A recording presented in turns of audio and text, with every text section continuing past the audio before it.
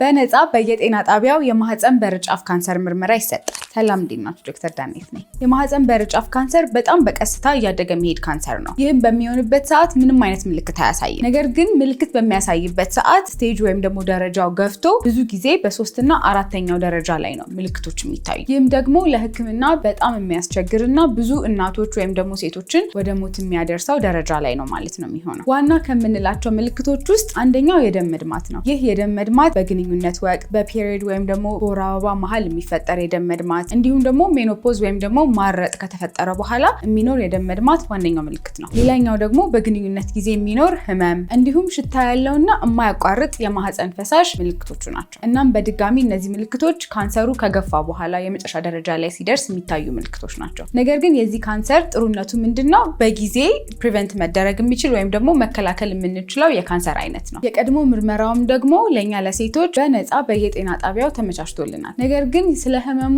አስከፊነት ካለን ግንዛቤ ማነስ የተነሳ ብዙ ጊዜ እናቶች ወይም ደግሞ ሴቶች እንዲመረመሩ እድሉ ሲቀርብላቸው ምርመራው የሚያሳምምና የሚያስፈራ ስለሚመስላቸው እሺ አይሉም። ስለዚህ ይህን ቪዲዮ ካያችሁ በኋላ በየጤና ጣቢያው እየሄዳችሁ ምርመራውን አድርጉ። በጣም ቀላል ነው። ምንም የሚያስፈራ ነገር የለውም። 5 ደቂቃ ራሱ አይፈጅም። ይህንን በማድረግ ህመሙ ከመሰራጨቱ በፊት በጊዜ እንግታው። ይህ መረጃ ጠቃሚ ነው ብዬ አስባለሁ። አካውንቴን ፎሎ አድርጉልኝ። አመሰግናለሁ።